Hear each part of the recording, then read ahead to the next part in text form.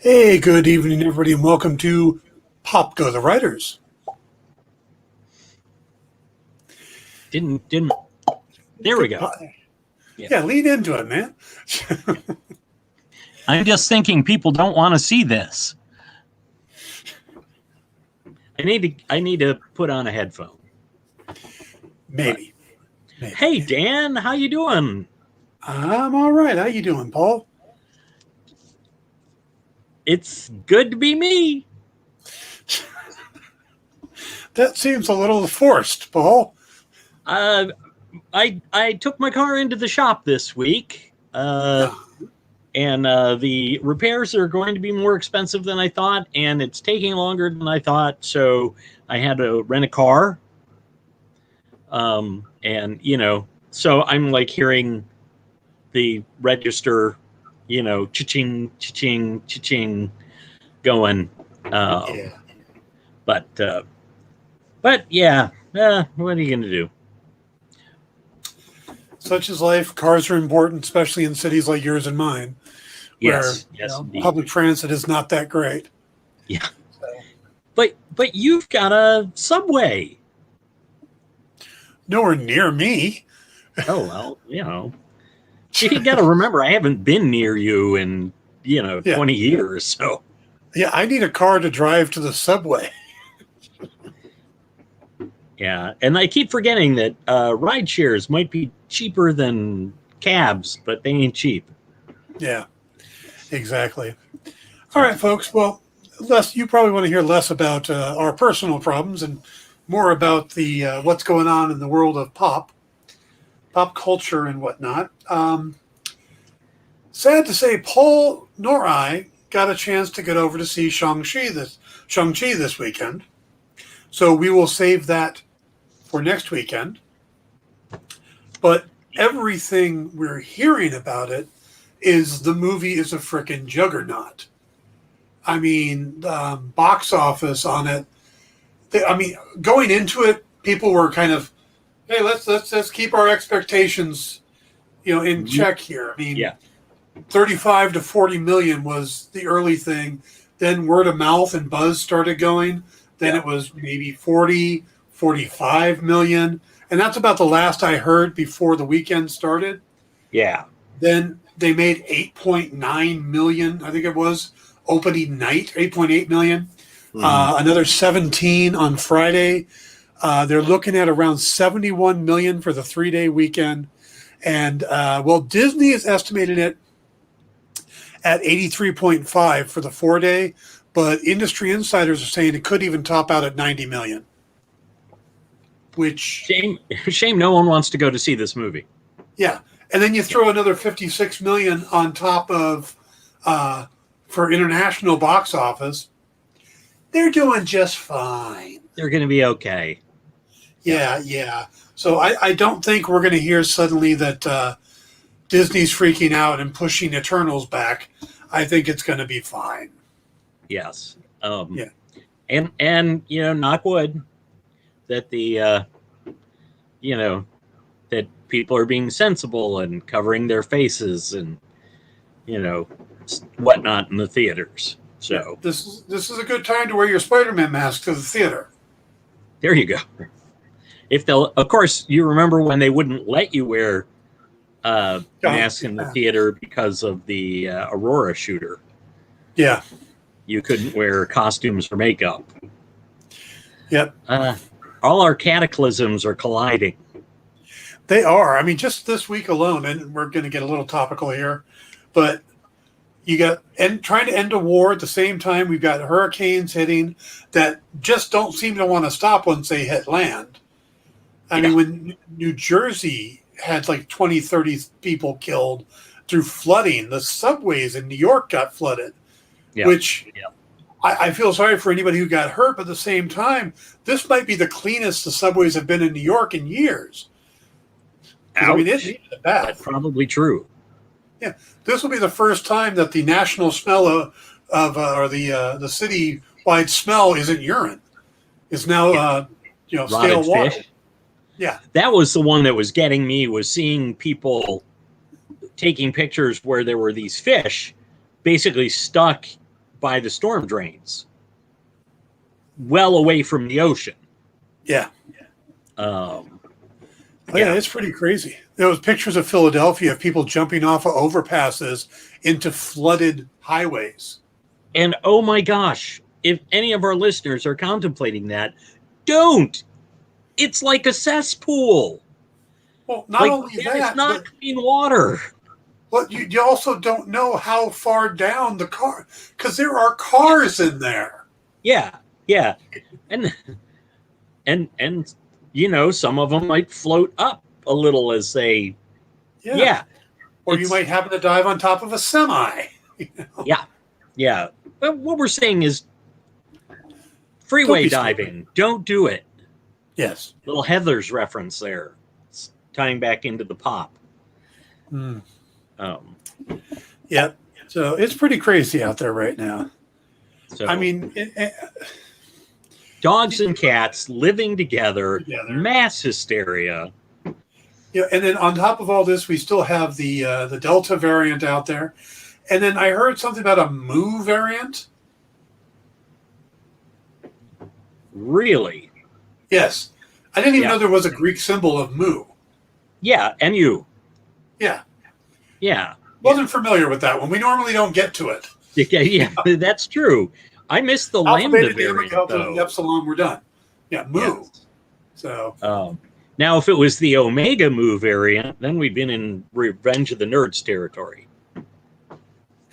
That's right, Omega Mu. That was what it was. Yes, Lambda, and Omega Mu. Talk about your problematic movies. Oof, yeah, wow. Yeah.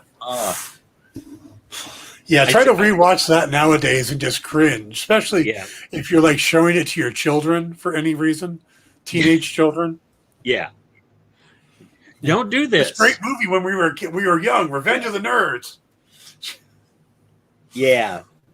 Well, I think of stuff like Porky's as well, where you like it was a big team movie, and you're like, oh my God, never show that to your children. Oh yeah. Yeah, the 70s, the 80s, man. There were some. Oh yeah. Jeez. How did we survive? Yes, and kids are so coddled today. Yeah. Why, in my day, we shoved red hot pokers right in our eyeballs, and we liked it. My grandmother, rest her soul, had two sayings she always said. Yeah. One was, better than being slapped on the belly by a wet fish. The other, better than being poked in the eye with a sharp stick. And I finally, after years and years of hearing that, turned around and went, what the hell was it like growing up for you? Yeah. Because everything is better than being poked in the eye with a sharp stick. That's not a high bar.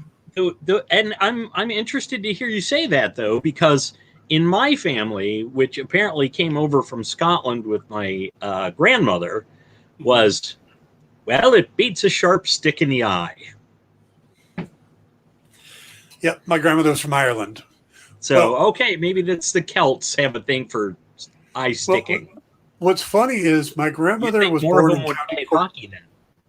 My grandmother was born in County Cork, Ireland. My entire life, I thought of her as being Irish. Yeah. Tiny little redheaded woman named Phyllis. My grandfather was Scottish. He was a Henderson clan. But all her life, I never met him. He passed before I was born. Oh. But good pop culture joke. Unfortunate timing. Yeah. In her late 90s or in her early 90s, later in her life, when I made a comment about her being Irish, she looked at me and she goes, I'm not effing Irish. Like, what?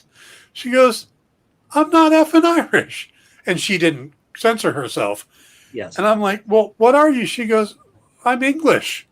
I'm like, you were born in Ireland. She goes, because that's when my mother stopped. Okay.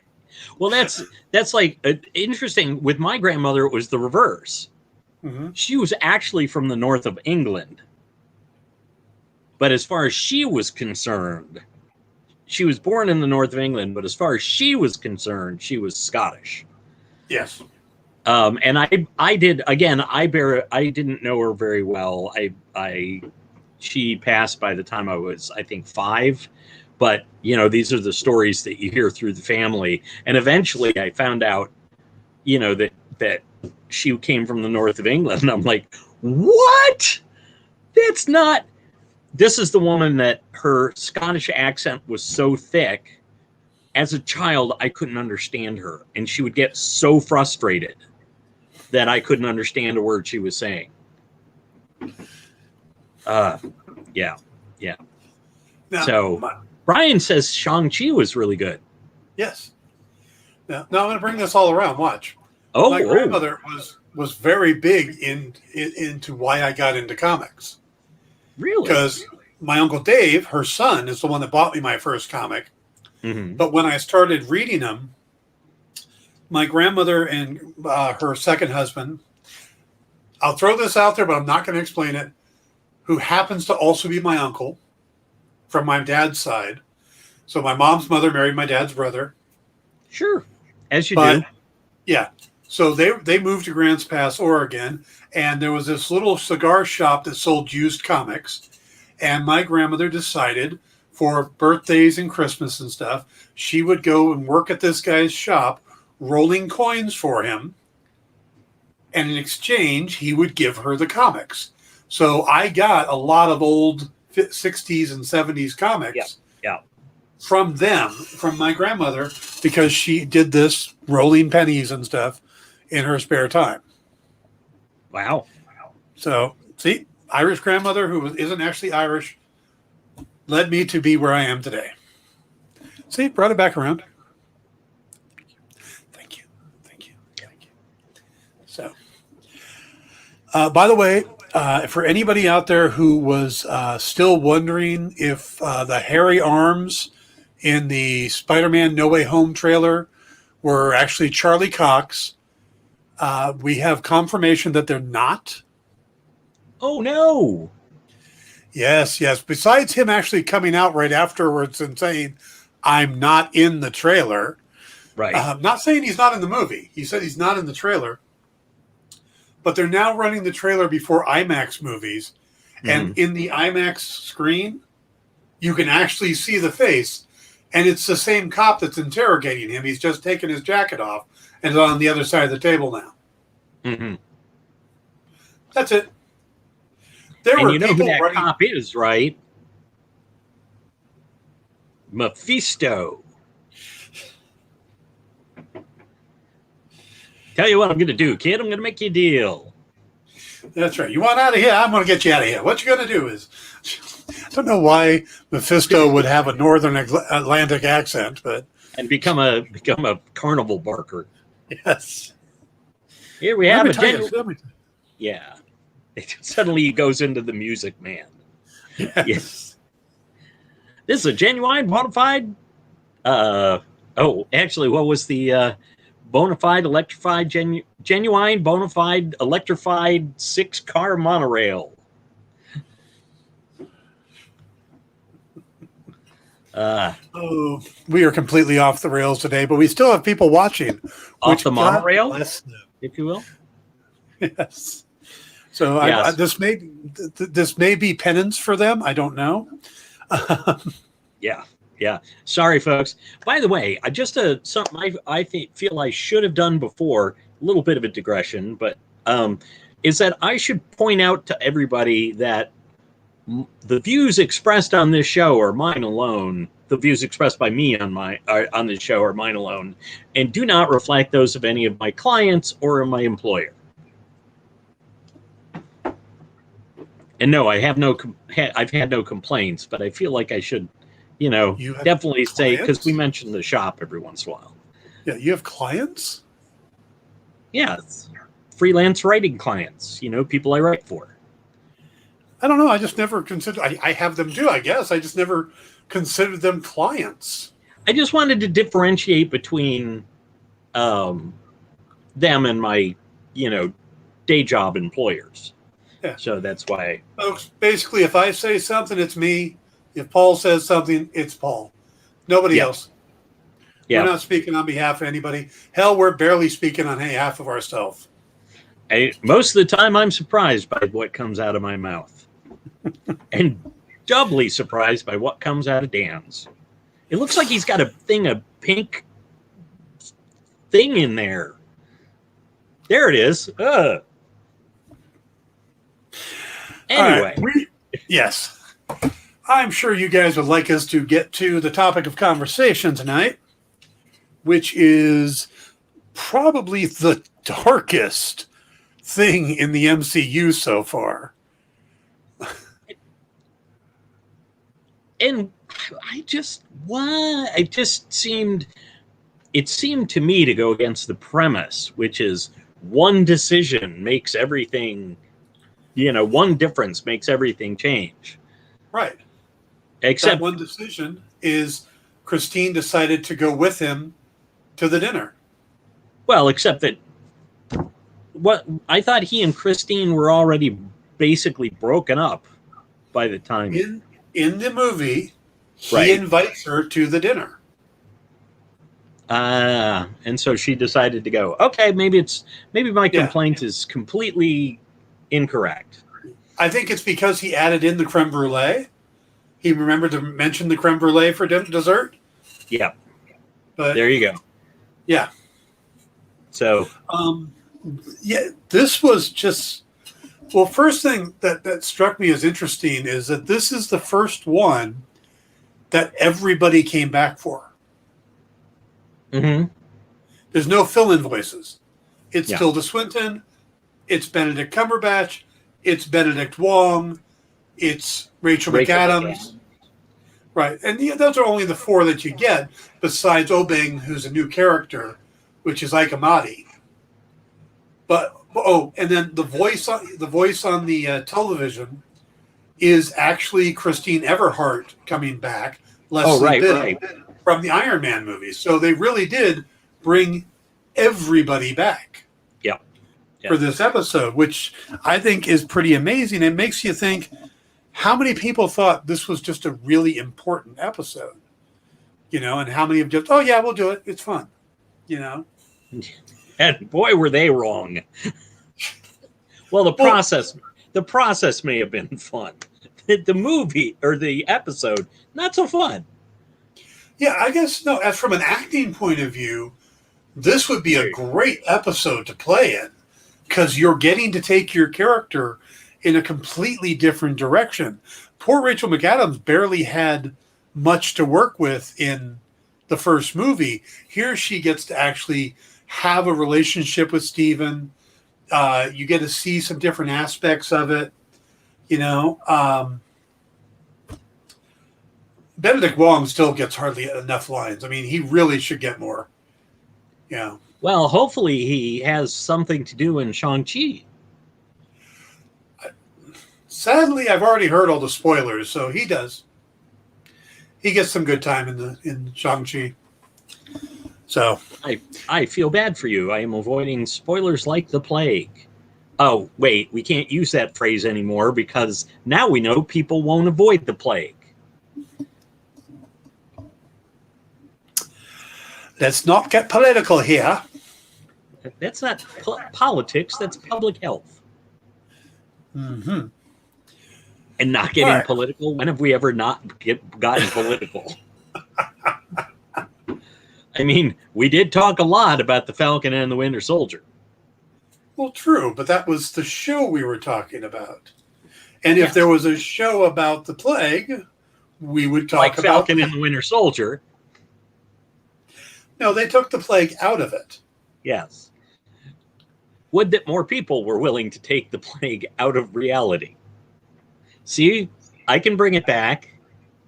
Okay. So, anyway, Doctor Strange. Strange, Yes. like this episode. Yes. Dr. Armani. Dr. Armani. I love that they brought that joke back. And they just left, and the guy was just relentless. Never, because for a fact, he knew what was good, Oh, He yeah. knew. Yeah. Well, he lied in the beginning. Yeah. When he says, tell me you're not Cagliostro, and he goes, my name is Obeng. Well, it turns out Obeng is another name for Cagliostro. That's his own freaking library. It's his own books. He wrote them.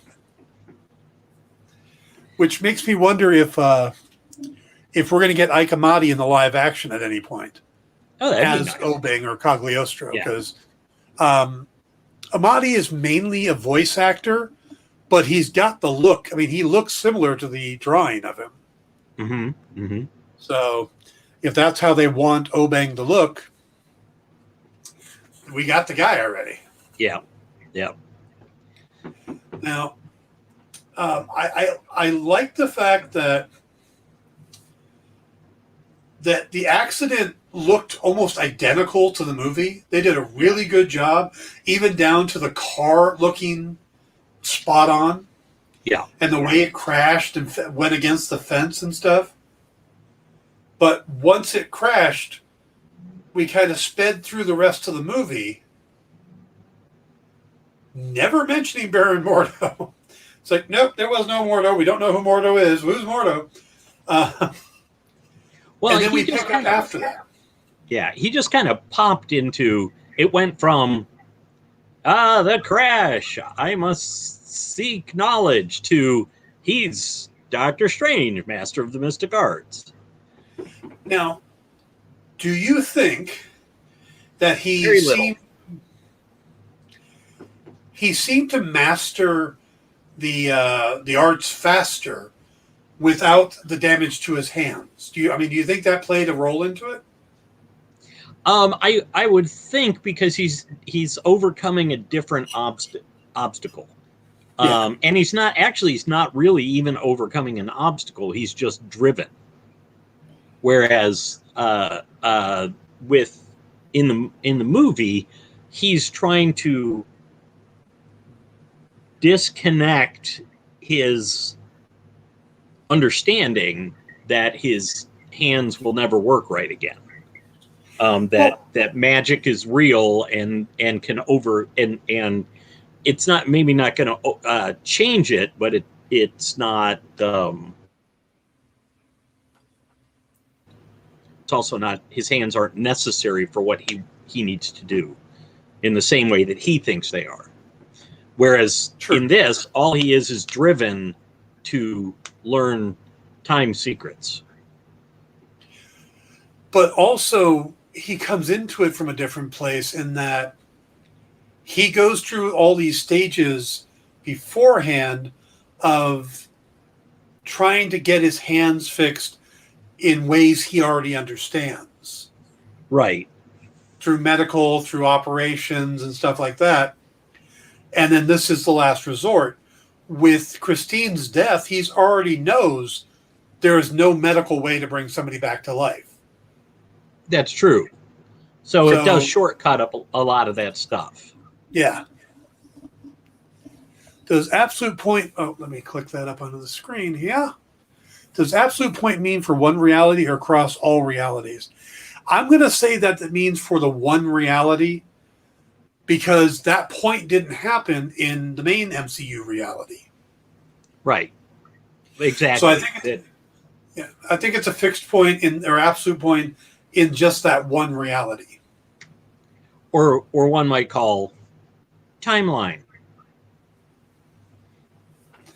Now, there's a possibility that it's an absolute reality because something from another reality tried to enter our Earth or our realm, and Strange is the one that stopped him. So changing time works outside, it can't undo something that happened outside of reality. Does that make any sense?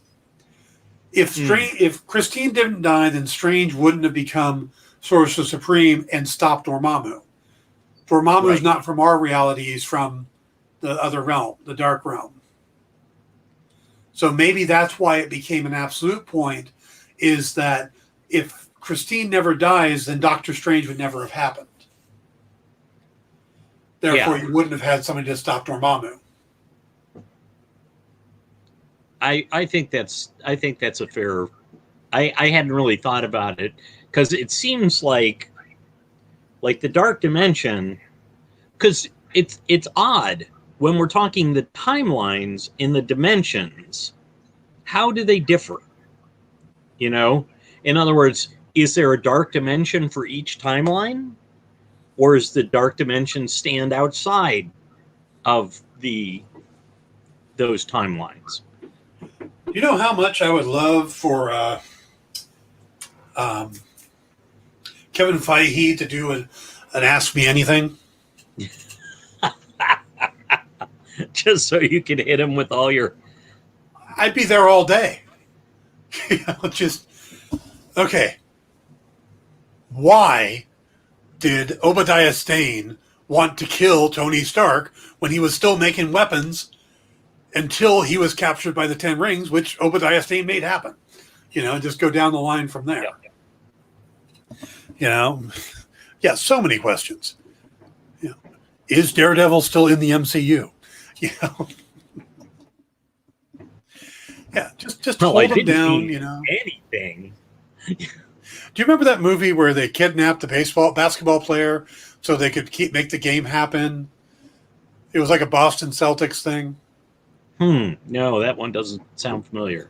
I could see somebody trying to kidnap Kevin Feige. Not a good idea. Don't do it. And just asking him questions all day, and then letting him go. Yeah. Yes. And it would turn out to be like the longest Chris Farley sketch ever. So remember that one time in Iron Man where Iron Man made the suit of armor? Yeah, that was cool. So you're saying that little kid that Iron Man saves at the expo, he is Peter Parker? You're saying that? Yeah. What about what's Tony Stark's favorite food?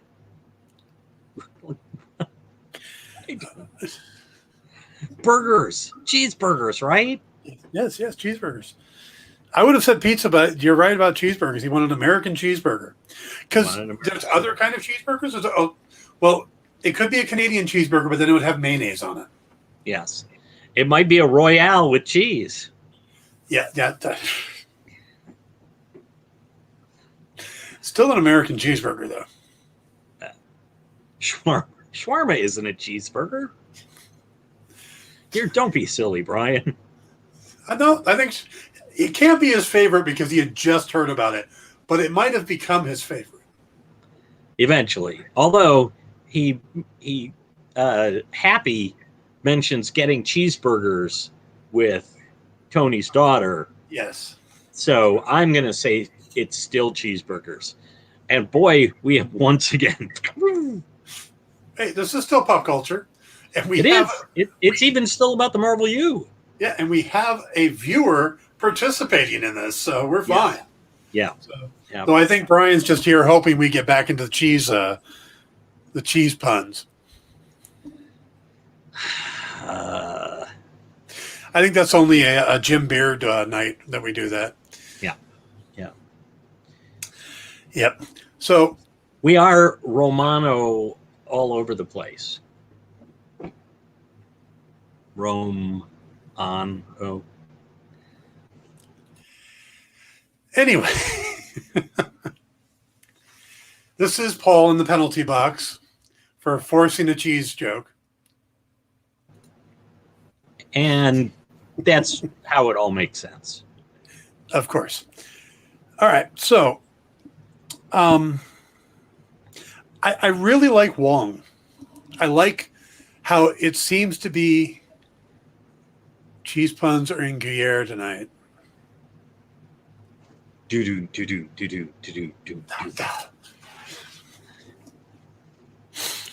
Wow. Yeah. Anyway, I like how Wong has pretty much become Jiminy Cricket for Doctor Strange. Don't cast that spell. I'm leaving now. Yeah. Yeah. But, he's kind of always kind of had that role, just like Stop being stupid. But he says things and then he leaves. He does that in the cartoon too. Yeah. I'm going to go put the kettle on. You should join me before you do something stupid or whatever it is. Reckless. Yeah. Reckless. Stupid would have been the same. It's like, yo, Wong, why don't you chill for a bit? Hang out. Make sure he doesn't do anything reckless. Well, maybe Wong knows that whatever the reckless thing is has to happen to ultimately get to the correct end. True. Then again, Wong can be a little reckless at times too. What? Wong? No. Yes, it's a rumor, but I hear that Wong can be a little reckless too. So he has friends that get him up to bad trouble, but it's all for the ice cream. Wong's favorite ice cream, of course, is Rocky Road? Holka Holka Burning Fudge. There we go. As opposed to Squirt Gravy Nuts or whatever it is. Yeah.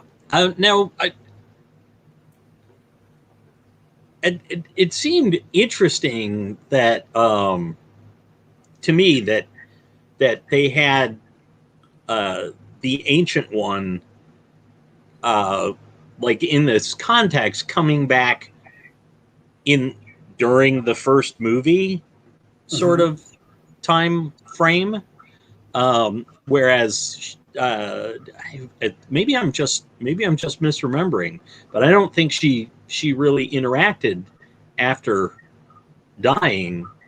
Not until the Hulk went back after the Eye of Agamotto in Endgame.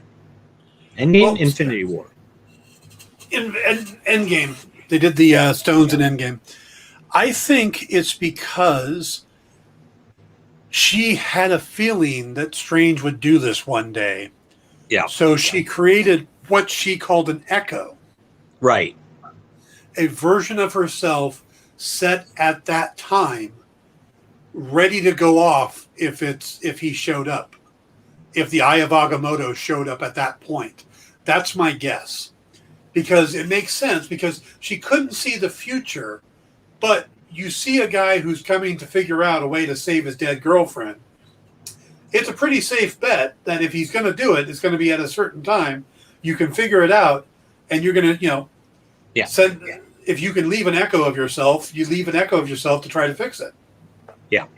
Let's see. Brian says, it seems like Wong is going to figure pretty prominently moving forward. Yeah. Which is good.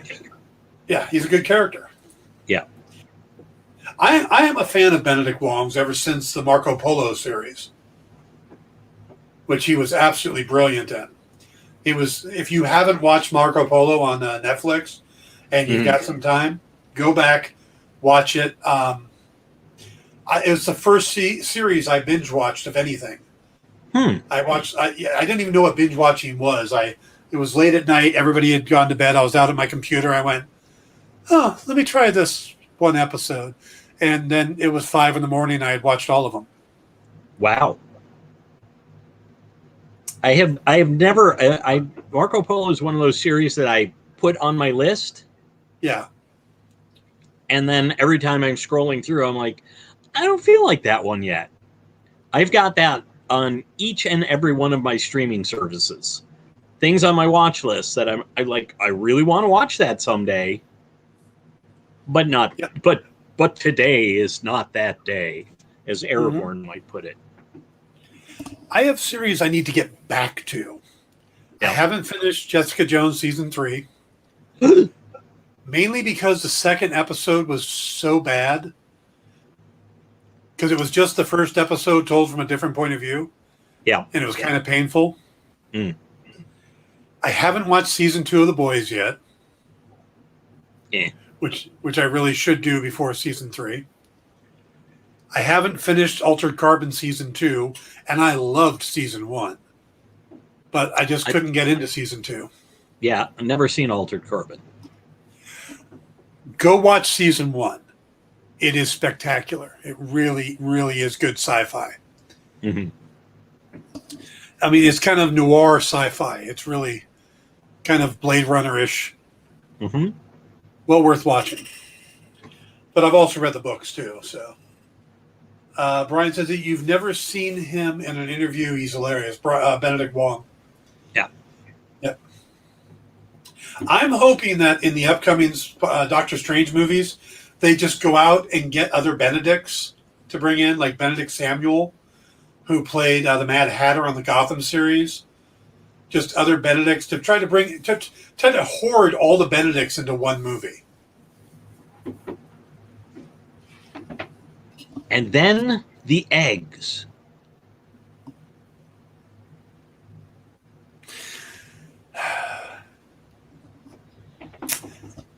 Yeah. Do you think anybody at Marvel went, so who are we going to have playing opposite of Benedict Cumberbatch and playing the character Wong? How about Benedict Wong? What? And somebody's like, then there are other people going, is that a joke? Yes, Or exactly. it's a like, oh, there's an actor by the name Benedict Wong. Really?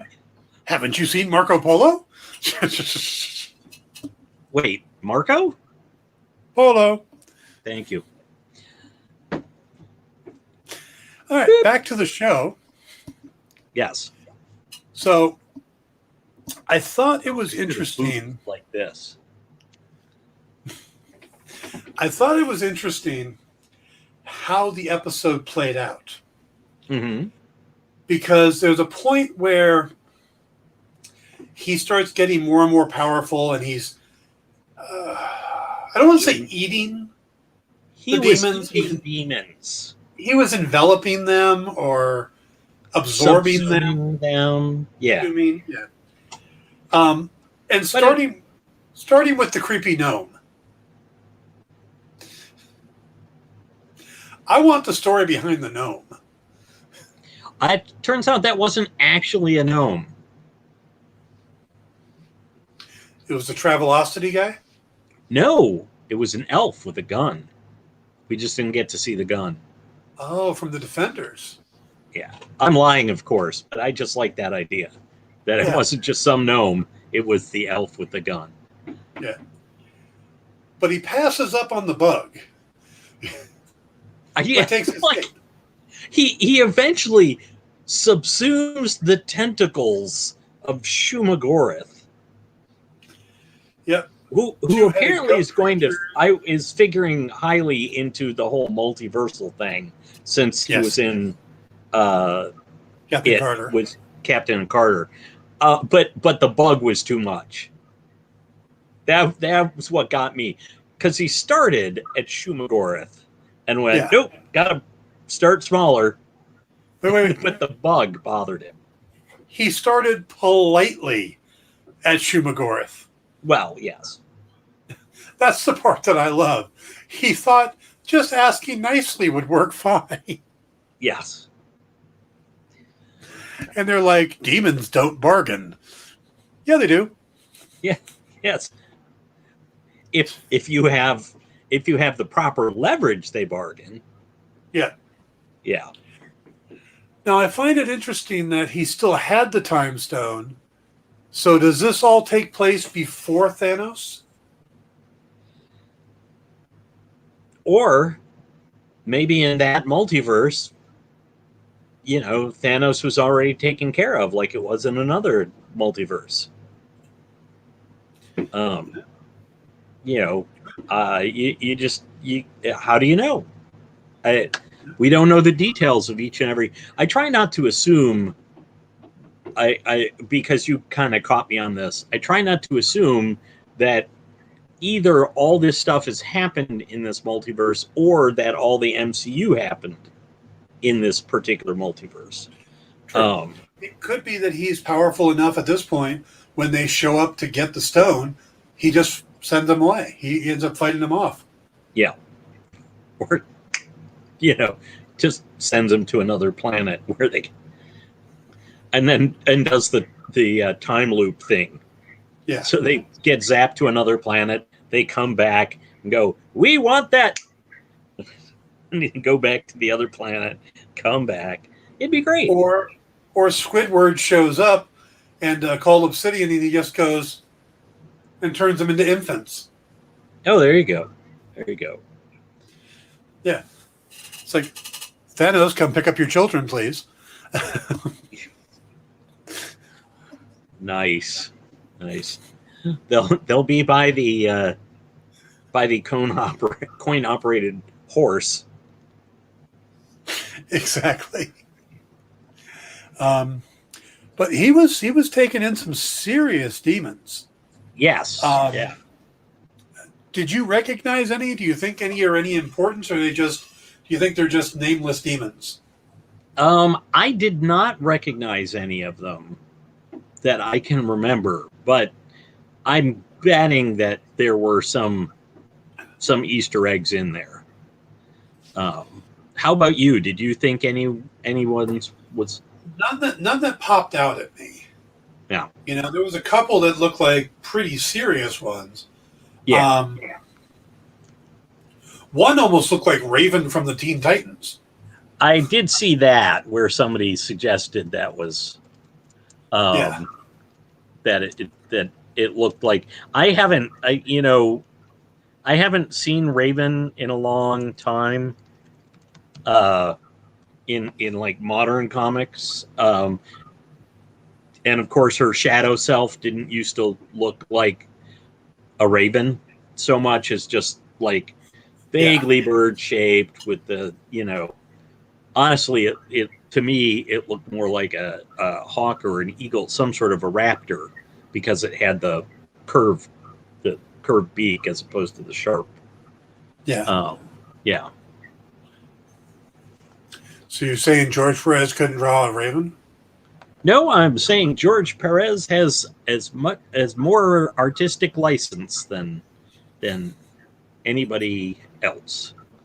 He's perfectly entitled. It looked great to me. I don't care that the beak wasn't raven shaped. Now, have you noticed over the 4 episodes that the Watcher is becoming more and more tangible and easier to pick out in the backgrounds? And to the point where he actually ended up in a conversation this time. Yeah.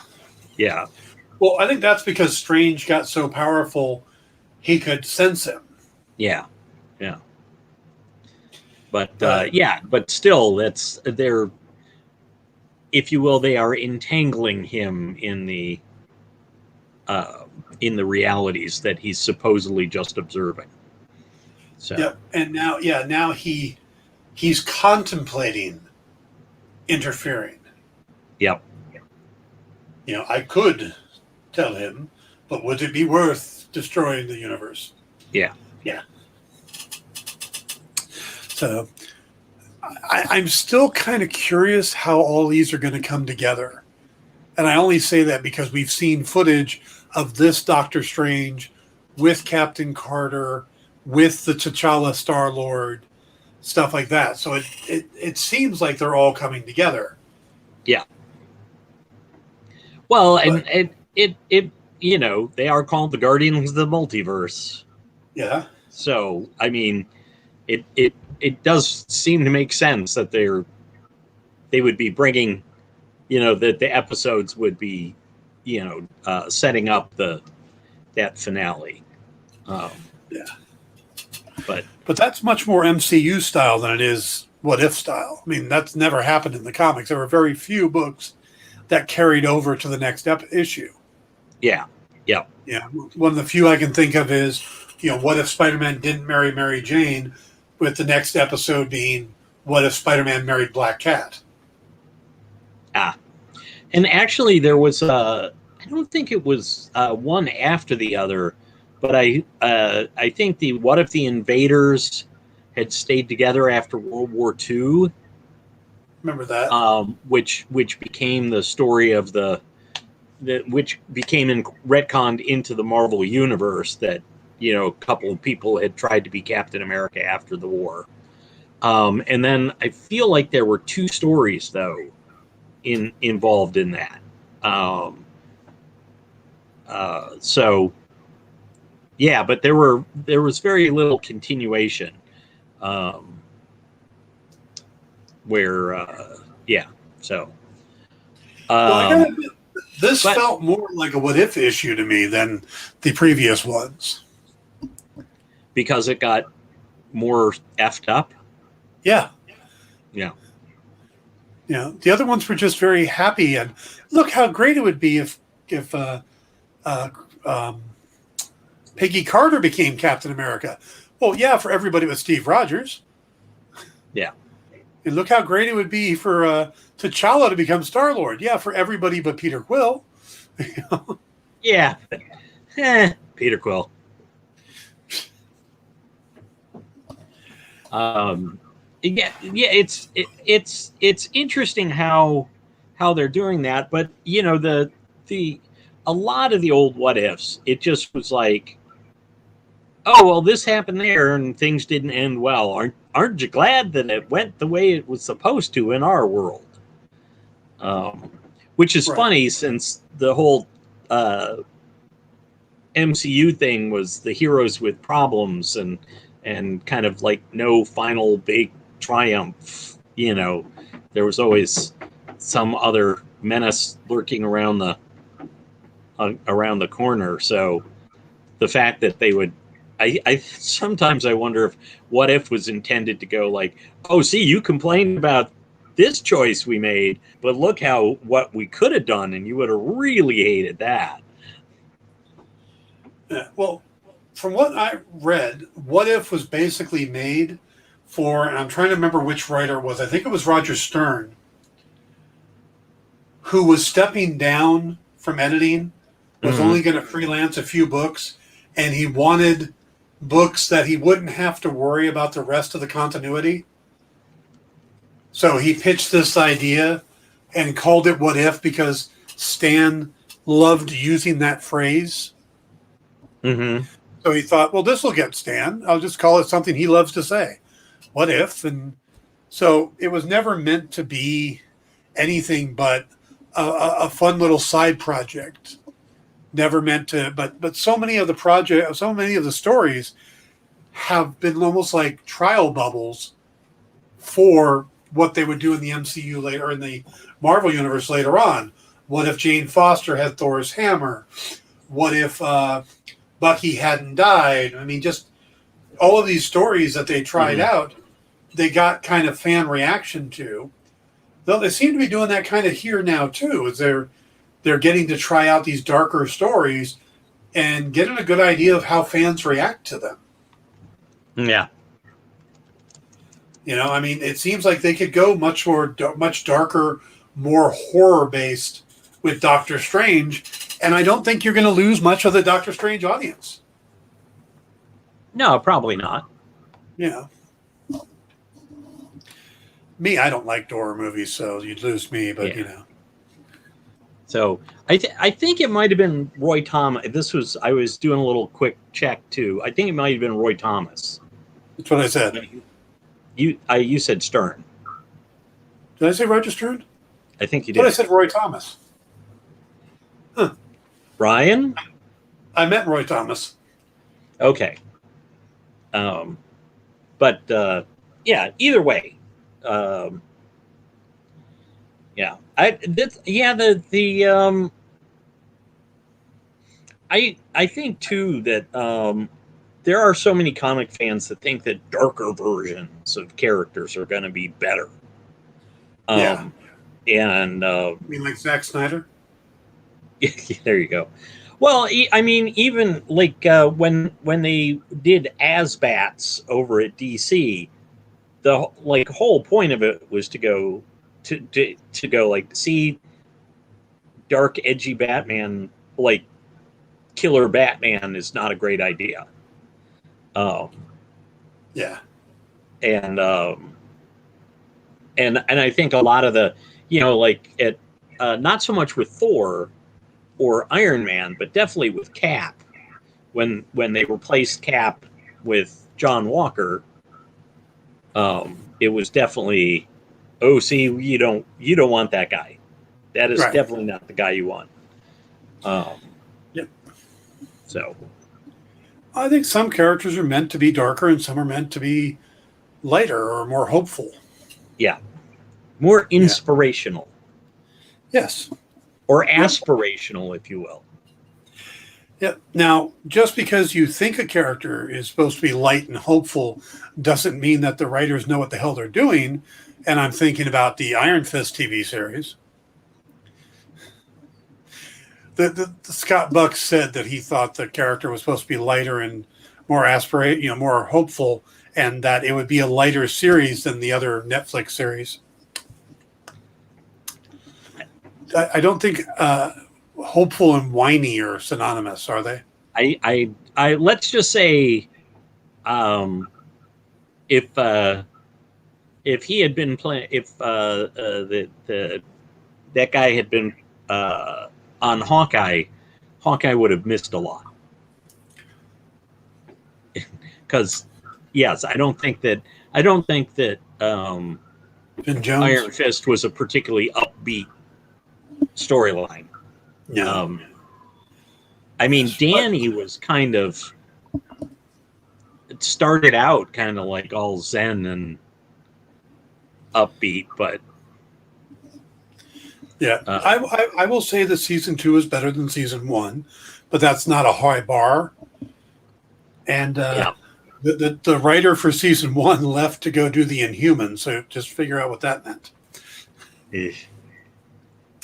I still feel that the failure of the Inhumans was basically because it was being pulled in 100 directions. Well, yeah. We're going to do a movie. No, we're not going to do a movie. We're going to do a TV show. Oh, well, we've just barely introduced the Kree. So what are we going to do about that? And it was just, and then the fact that they went, and let's save on the special effects budget by shaving Medusa's head. Oh, yeah. Yeah, that is just, taking out one of the key characters. Yep. One of the key visual elements to a character. Yeah, it just. Yeah. Yeah. But they save money by not having to write Black Bolt any lines.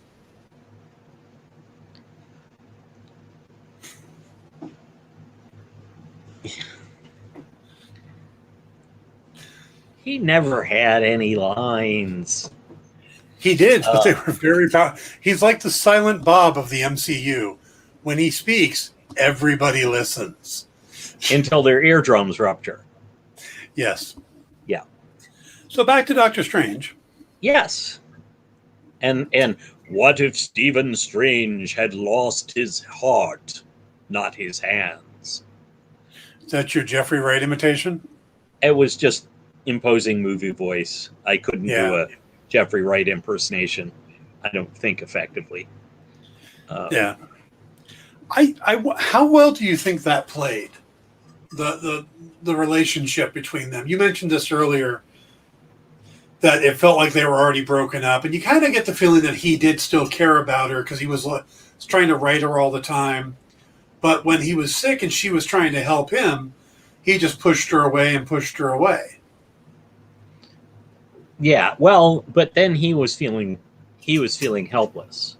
Yeah. But to me, the fact that that this happened during what I think of as a rocky portion of their relationship, to me, it was like, and how is she his heart?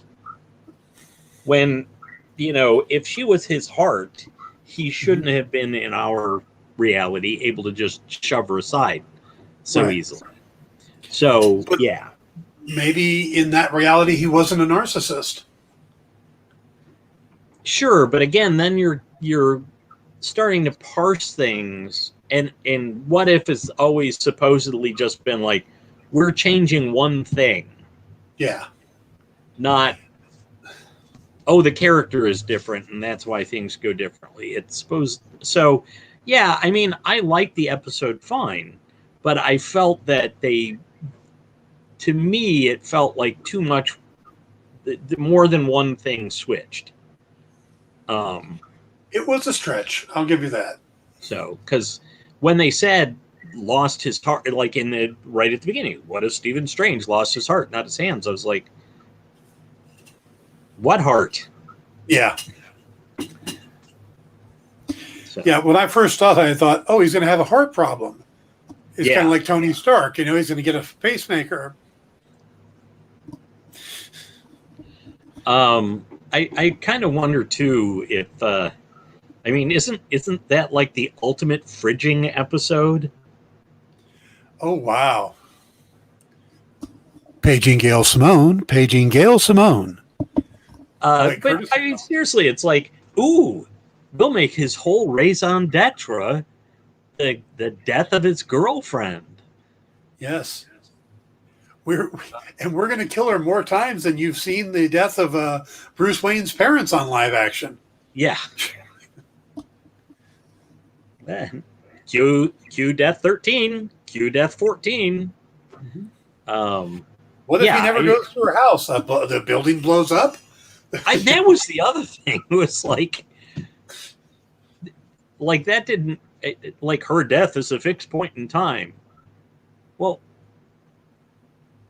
I mean, things, there is, while correlation is not causation, there is causation. Yeah. There is such a thing as causation. So randomly, the universe just hates Christine. It suddenly became an episode of Final Destination. Yeah. Yeah, and I'm surprised they went with something as mundane as a mugger at the pizza place and not some kind of accident that sent like metal tubes flying through the window and impaling her or something. Yeah. Or something causes one of those big metal pizza paddles with the long handle to fly across, and the oven explodes, the door handle flies off. Yeah, and kills her. Yeah, but I mean, it was just like, okay, we get it. Like, what's the line from Monty Python and the Holy Grail? Skip a bit, brother. Couldn't he have traveled back further? I think he probably could have, but I'm not sure how he would have changed things if Christina's death. I mean, maybe he could have gone back and made it so he never met her if he just wanted to save her, but that wasn't his thing. He's still selfish because he wasn't trying just to save her. He was trying to save her for him. He was trying to save her in his life. If it was just a matter of saving her life, then yeah, he could have gone back, never met her, gotten her fired so she lived somewhere else. I mean, but would that have made? But as the ancient one explained, she had to die to motivate him to become Doctor Strange so he could stop Dormammu, and right. You were mentioning earlier. So there, like, even if he'd gone back farther, whatever change he would have made, she would have looped around and they would have met. And yeah. Boy, the more we talk about it, the more I'm like, fridge. Because they literally wrote the entire episode, so she has to die to motivate him. Yeah. Also. Okay, go ahead.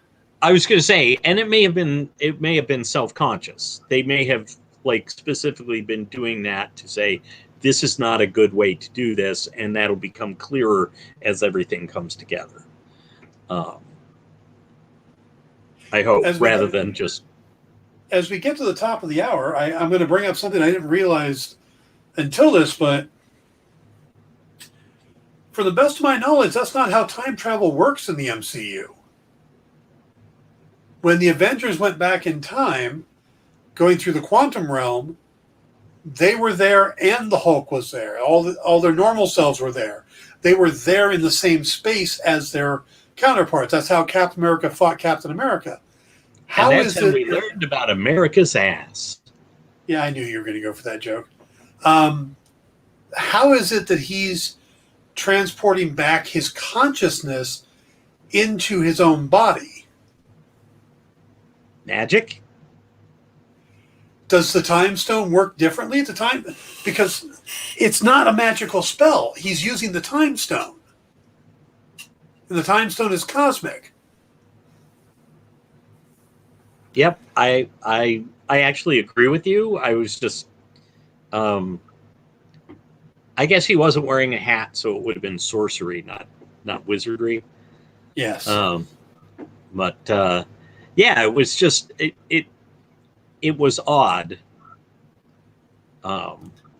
as you say, unless he technically used the time stone to go back, and then he used astral projection to take over his body, and they just didn't want to get into that. I didn't think astral projection could take over a body. Oh, have you not heard of possession? Well, yeah, but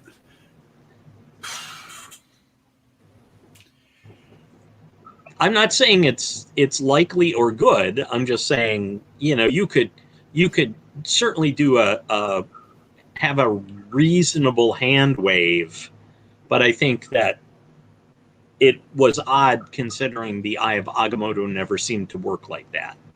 Yeah. Yeah. It just, he was able to age and de-age something, but not, well, I guess we really didn't see it used that often. Now, well, certainly not for Well, when he was going against Dormammu, yeah, it was just redoing time. Right. Oh, but see, yeah, maybe it does work that way because Dormammu realized it was happening over and over again.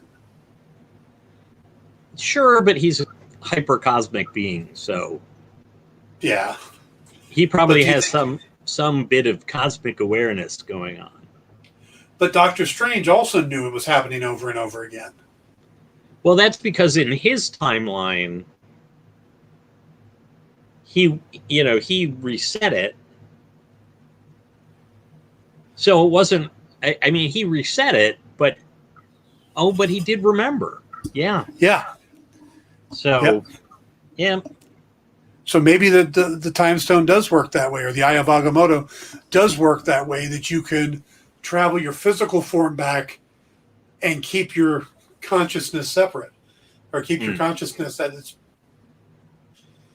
Wow. I could think of some good uses for that. Trippy. Not to be confused with Trimpy, who drew the Hulk really well. Yes. Herb Trimpe. Yeah. So. All right. So we're gonna assume that the time stone or the Eye of Agamotto works differently than going through the quantum realm. Yes. That they're different forms of time travel. So we're gonna let Marvel have that until Kevin Feige does his AMA. Yes. And then we shall grill him ruthlessly. Yes. Oh no, we can bring Ruth. Okay. We will grill him ruthfully. We'll bring a bunch of Ruths. Yeah, I like it. Even a baby Hell, Ruth. I'll take him out to Ruth's Chris if he likes, and I'll buy him dinner if he wants to answer these questions for me. And I will go along, and you can buy me dinner too. I'm not sure that's necessary. I think it's a great idea. Then I got to fly you out from damn Detroit. I didn't say that, but it's generous of you to offer, so sure. I'm sure you have points. I never go anywhere. What, you don't fly to the desert? I just assumed you flew to Vegas, rented a car, and came back. Yeah, that would make a lot of sense. No, I do the human cannonball trick. I just I get shot up there, and then they've got one cannon up there that shoots me back. Yeah. Do you use the official slogan of the human cannonball? Or is it Bullet Man? Fire me, boy! Little tick reference thrown in there. I've never said that in my entire life. Well, The try it. visuals when the time. Hey, Brian's bringing us back. Thank you, Brian. Visuals when the time stone magic turned red was really cool. Yeah, I'm kind of curious what that's about. Does that mean that the power has been overwhelmed by the demonic stuff? I don't think it's been overwhelmed. I think it's been tainted. Tainted? Okay. Go on. Explain. Oh, I'm sorry. It was just kind of a soft sell on that idea. I was going to give you a chance to talk for a bit. Oh, well. Why don't I pretend to be you while you drink? I've already drank now. It's too late now. No, I just, to me, the idea was that his actions were tainting everything that he did. And I felt like some of that, as most actual magicians will tell you, intent has a lot to do with, and with his intent, I think had been tinged or corrupted to a certain extent, and that's why we were getting the reddish tinge to the thing. And do you think that's a symbol of the chaos magic? Because in the Marvel Universe, chaos magic is red. That's a good point. I had not actually thought about that. Well, of course, we also have to keep in mind that there is a limited palette. I mean, there's only so many colors you can change things. I thought it was more of an emblem of darkness. Of course, Agatha Harkness seemed to think that the Scarlet Witch was a harbinger of doom. So, yeah. No, but maybe her younger sisters are. Or are they the older sisters? Kate and Ashley. Yeah. And yet, doom has not come upon us. Which stone was the ether? Is that the reality stone? Ether was that's a good question. I think it was the reality stone, because the ether was kind of black and red. Yeah. But perhaps that was the time stone was then tapping into reality changing.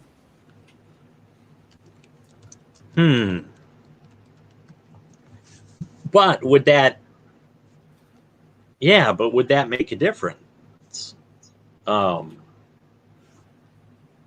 I mean, in other words, he's still only dealing with time. So, but he's dealing with time. Yeah. Yeah, but he started taking all these demons in too. It's true. So, I think by association, it would also affect the. Wow, it's brighter in here now. It would affect the Eye of Agamotto. Possibly. Yeah. Yep. I had not really thought of it that way, but yeah. Yeah. I do find it interesting that through all of that, he's very observant. He starts sensing that the Watcher is there, everything else, but he doesn't realize that Obeng is Cagliostro, and he doesn't realize that he was split in two.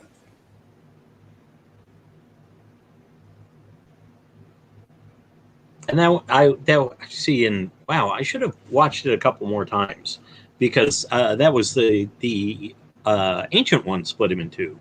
Yeah. Which I did not quite follow. They gave us a little hint at the beginning, because there's the surgery that he's being celebrated for. Yeah. Is a surgery that they do to help stop epileptic seizures by separating the two halves, the two hemispheres of the brain. Uh, So in a sense, that's what she did, is she separated him into two that coexisted in the timeline. right, right. No. Yeah, it was. I think it was done fairly, but I still was kind of like, what? Yeah. It did seem a little Deus ex machina, but if any character is going to involve Deus ex machina, It's huge. Yeah. I mean, you're talking about mystic stuff, so it's not like you can really go like, hey, in this magic show they use some kind of weird magic. Yep. Hey, yeah, there's all this magic I didn't understand. This didn't make sense. Yeah. Where would you put this compared to the other 3 episodes? Well, I think you know that Captain Carter is number 1 for me. But is that because it was a good story, or is that because of your love affair for Captain America? I believe you know that Captain Carter was number 1 for me, and I refuse to answer your impertinent question. See, I would go Captain Carter, Star-Lord, and then wait, have there been 3 or 4? 4. 4. The Yellow Jacket murder mystery. Oh yeah. Ooh, that's rough. I think I think I'll put this at 3 and put the Yellow Jacket murder mystery at 4. What is your ranking on that? I still absolutely love the Yellow Jacket murder mystery as 1. Really? Yep. I will actually put the Doctor Strange one at 2. Star-Lord at 3 and Captain Carter at 4. So you literally just flipped my list. No. Yeah. Yeah. Pretty much. Yeah. It's amazing we get along at all. Well, but opposites make good for a show. You know? Yes. Well, and as Paula Abdul reminded us with MC Scat Cat. Yes. By the way, for everybody who's far younger than us, that was a music video reference from was it late 80s, early 90s? Yes. Yes. It was Brian, back when MTV played music. Yes, all 3 days they did that. Yeah. So. Yeah. No, I just thought that was very interesting. We were both very deliberate in like picking that, and I was like, wait a second. Because I think the first 2 were just Brian owned the album. Okay. I think the first 2 were very fluffy. You know, there wasn't much depth to them or consequences. They just felt like, hey, wouldn't it be neat if, and it was just this big rosy picture where there, again, just didn't feel like there was a lot of consequences. But you flip it to the last 2, and there is some serious story. There's some serious depth to these stories,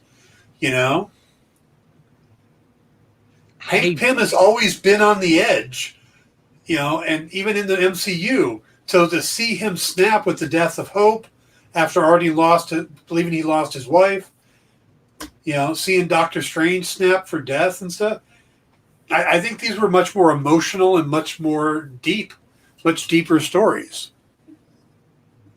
Well, it sounds to me like you feel that only tragedy can show emotional depth. I think we saw a lot of I think we saw a lot with the Captain Carter about Steve and Peggy and their relationship and their love for each other, and that it was not it was not dependent on him turning into a massive hunk I true. think yes, and the consequence. I think the consequence doesn't stand out quite so much because it's reversed, and it's simply that Peggy is the one who undergoes a similar trauma to what Steve went through. So I think that's part of it is that Steve already had his trauma built in. The Captain America already had the trauma built in of jumping into the future and having and losing your lover, your true love. Whereas Doctor Strange didn't really have tragedy baked in beyond, like, I mean, certainly the problem with his hands, but at the end of the Doctor Strange movie, he has transitioned from I was, a master of the medical arts, and now I'm a master of the mystic arts. So there wasn't that same level. I mean, I suppose the loss of the ancient one, but In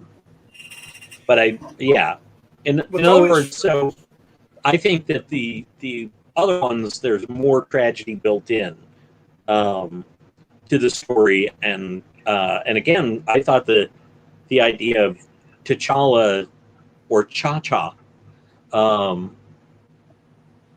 making such a radical difference to the cosmic aspect of the Marvel Universe, I found fascinating and believable, even though the only tragedy is Peter Quill either getting extinguished or helping Ego destroy the universe. So I found the emotional impact from the first two much stronger than the other. The last two seem more like, to me, dark for dark's sake.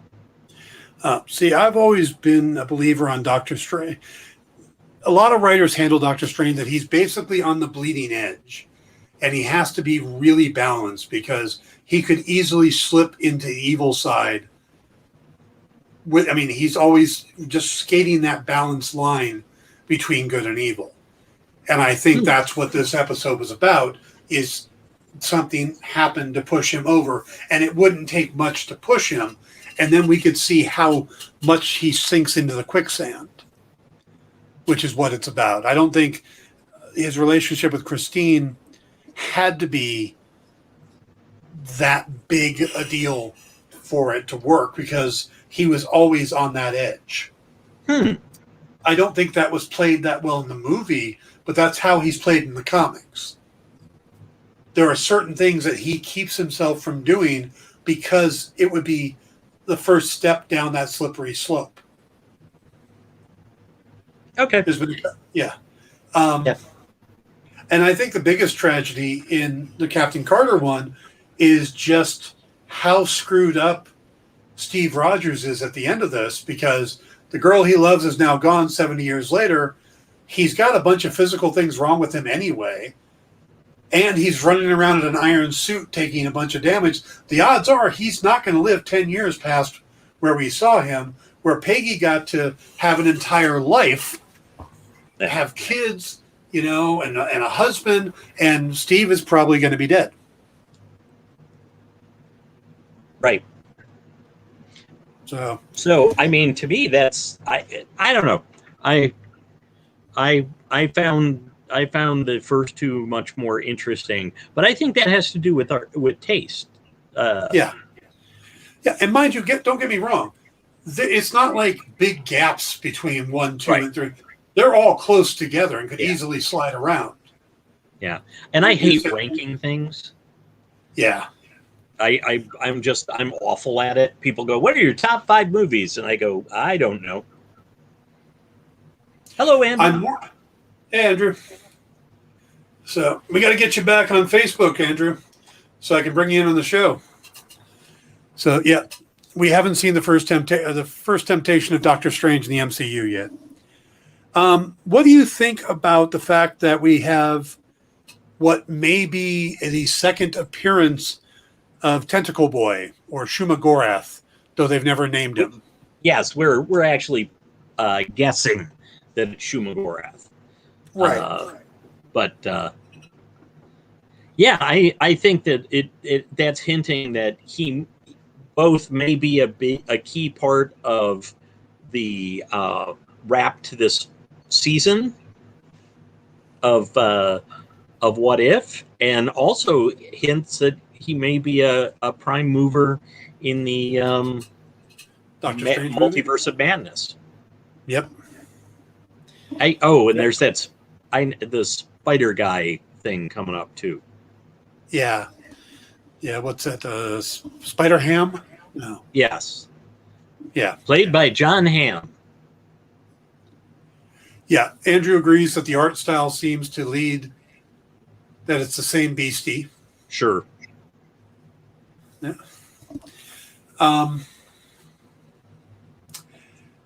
Yeah, I mean, I don't think they're just throwing these tentacle beasts in for the fun of it. I think it's going to be connected because I don't think that.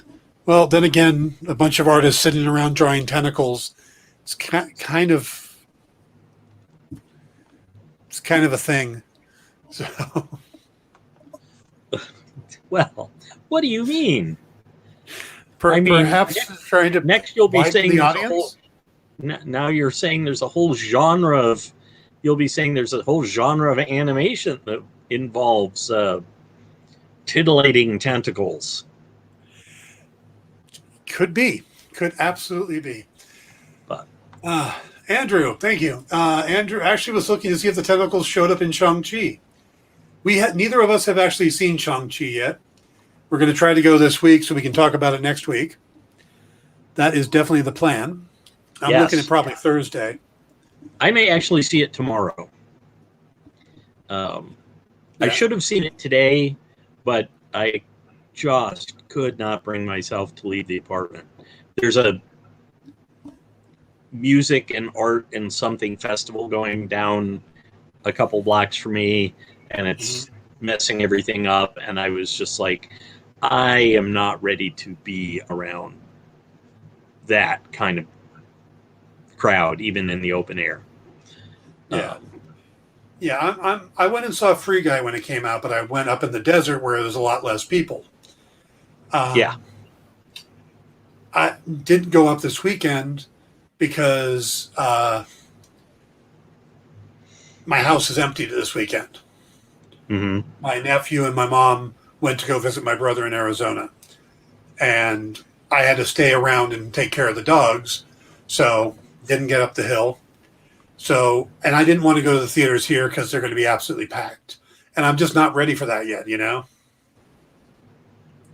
So probably Thursday morning I'll go early showing. Yeah. I suppose I could go Tuesday, but I'm looking forward to it. I'm actually surprised I didn't go today, but it just like every once in a while you just get something in your brain that goes like, nope, that's not happening, and sometimes you just got to listen to it. Absolutely. Yeah, this has been a kind of an interesting weekend. I barely left the house. I went to the store on Friday morning, bought whatever I wanted for the weekend. Just been here with the dogs. It's been kind of nice. I think I'm alone in my building this weekend. My building's only got 4 apartments in it. Oh. So and none of the people are parked out back where they normally park. So I assume everybody ran off for Labor Day. Yeah. So it's been very quiet. I very seldom hear the bands from down the couple of blocks away. So that's been okay. But yeah, I have needed, with all my various and sundry injuries that I've been inflicting on myself, I definitely needed something to just take some time.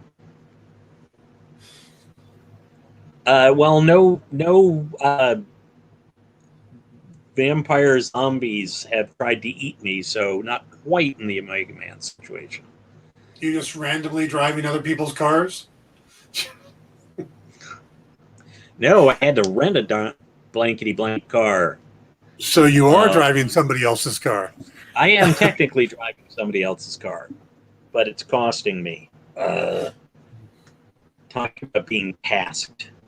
Yeah. Yeah. Anyway. All right. So next week's, we don't know quite yet what the next what if's going to be. It could be the Killmonger saves Iron Man or Tony Stark episode, Right? Or it could be Party Thor. We've also got the Marvel Zombies. Yep. And then we know there's an episode that we're going to meet Gamora in Thanos' armor. And then there's the big finale that looks like it's going to go up against Ultron with the Infinity Stones. So those would be the 5 episodes that are left.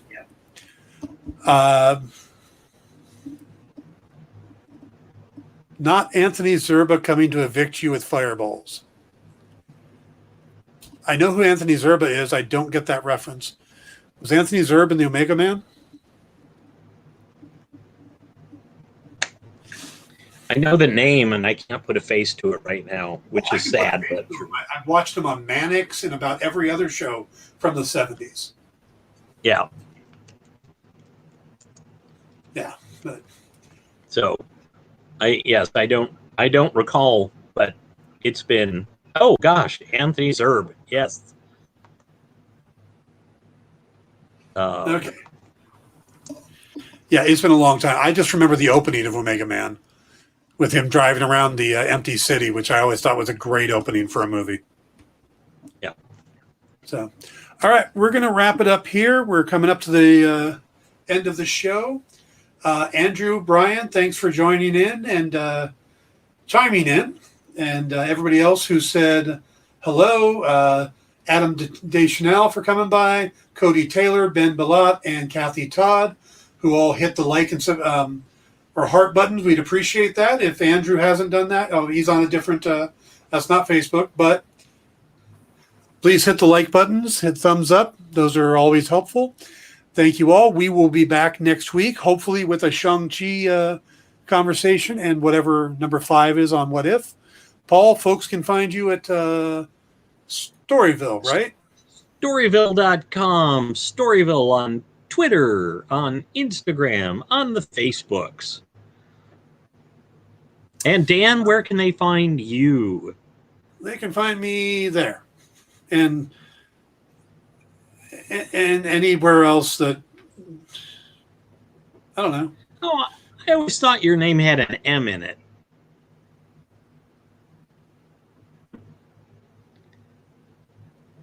Well, most of the people that we know in common talk about you as Dan Wickline.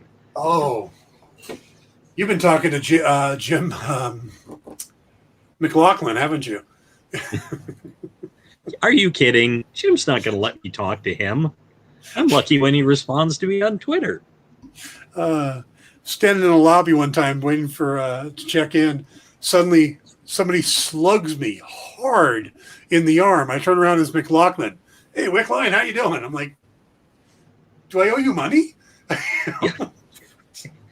Why are you hurting me? All right. That's it, folks. We're out of here. Have a great week. Take care. Go see Shang-Chi, and we'll see you soon. Good night, everybody.